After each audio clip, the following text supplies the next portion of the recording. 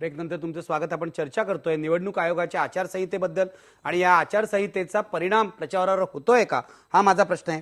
अनंत गाडगीळ, मला सांगा, तुम्ही मगाशी सुप्रीम कोर्टाच्या निकालाचा उल्लेख केलात आणि सुप्रीम कोर्टाने हा इशारा दिला होता की निवडणूक आयोगाला अमर्याद अधिकार दिले तर धोकादायक परिस्थिती उद्भवेल. तुम्हाला असं वाटतं निवडणूक आयोगाची जी आचारसंहिता आहे ती हुकुमशाही पद्धतीची आहे? अगदी हुकुमशाही म्हणता येणार नाही, पण बऱ्याच प्रमाणात ती जाचक आहे. त्याच्या मागे बघण्याचा आमचा दृष्टिकोन असा आहे की उदाहरण द्यायचं झालं तर रात्री 10 नंतर सभा घेऊ नये, लाऊडस्पीकर मोठ्याने लावू नयेत, सामान्य माणसाला त्रास होतो, वाटेल तसे पोस्टर्स लावू नयेत, इथपर्यंत आम्ही समजू शकतो की भिंती रंगवू नयेत, पण बॅनर्स लावायचे नाहीत.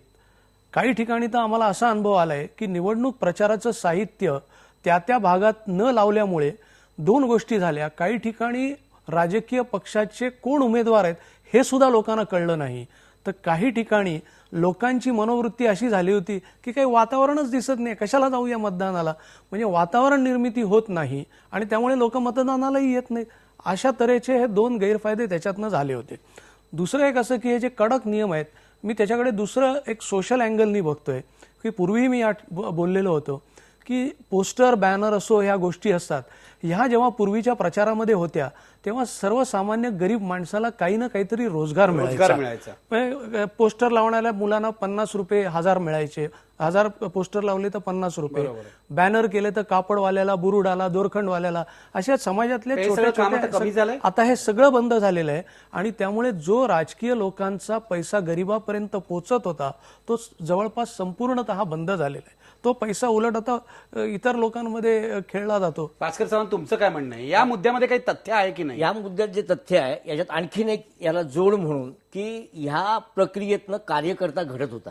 पोस्टर लावणं, काही पैसे देऊन कामगार लावत होते, पण काही पक्ष असे होते की जिथं तो कार्यकर्ता पोस्टर लावत होता, कार्यकर्ता चौक सभा घेत होता आणि कार्यकर्त्याची आत्मीयता. भास्कर सावंत, हे जे तुम्ही म्हणताय ना कार्यकर्ते पोस्टर लावत होते, हा इतिहास काळ झाला. गेल्या 15 वर्षात कार्यकर्ते पोस्टर लावत नाहीत, ते कॉन्ट्रॅक्टवर द्यावी लागतात आणि जरी कार्यकर्त्यांनी लावली तर त्यांनाही पैसे द्यावे लागतात. खरं आहे की नाही? तो निवडणूक रोजंदारी तो निवडणुकीच्या आयोगाच्या खर्चात तो दाखवावा लागतो, हाही मुद्दा आहे. पण त्याच्यातनं जर रोजंदारी निर्माण होती, मी पोस्टर आणि बॅनर पुरतं म्हणतोय की मी गाडगिळांशी ह्या मताशी सहमत आहे, पण मैदानाबाबत सहमत नाही. मैदानाबाबत सहमत. पण तिथेही कार्यकर्ता घडतो की कुठे? मैदानात सभा घेताना, सभेची साधारण संयोजन करताना ते सुद्धा कार्यकर्त्याचं ट्रेनिंगच आहे की. मुद्दा असा आहे की तिथे घडणारा खेळाडू मरतो ना, मला खेळाडू मारायचा नाही तो घडवताना.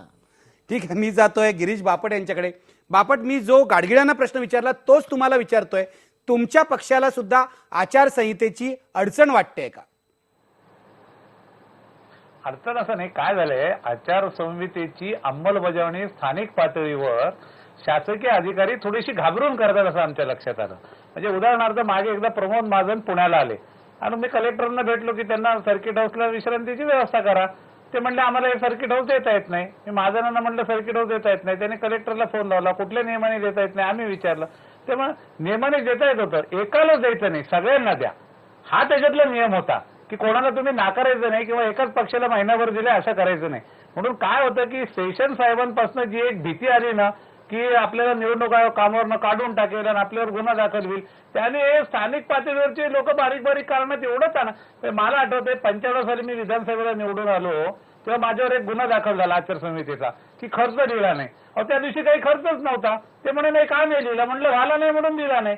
माझ्या विरुद्ध दावा दाखल झाला, मी कोर्टात केस लढलो आणि कोर्टाने मला निर्दोष सोडलं.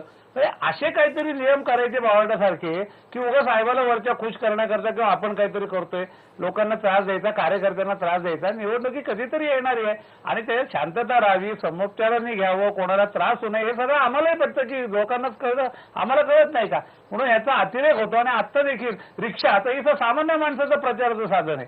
आता आम्हाला सांगितलं पुण्यात परवा की रिक्षातनं फिरून प्रचार नाही करायचा, मग कशावर न करायचा, रिक्षातनं नाही करायचं तर लगेच लोकांना सभेची बातमी 1 तासात आम्हाला कळवता येते, 2 तासात कळवता येते.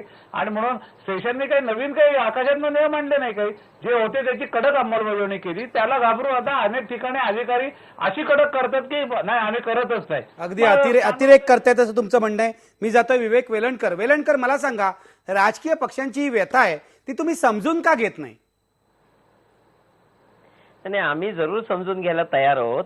प्रश्न असा आहे की थोडं इनोव्हेटिव्ह त्यांनीही व्हायला पाहिजे ना. आता संपर्काची साधनं काही फक्त ही सभा आणि हे एवढीच राहिलेली नाही आहेत.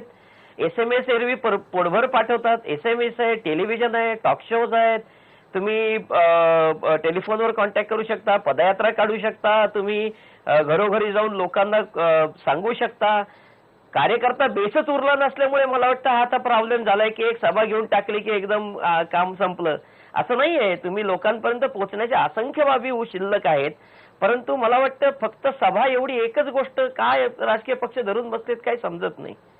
अगदी तुम्ही फार महत्वाचा मुद्दा काढलाय. पुढच्या सेगमेंटमध्ये मी यावेळेस चर्चा करणार आहे की राजकीय पक्षांमधली कल्पकता कमी झाल्यामुळे त्यांना ही निवडणूक आचारसंहिता एक संकट वाटते का.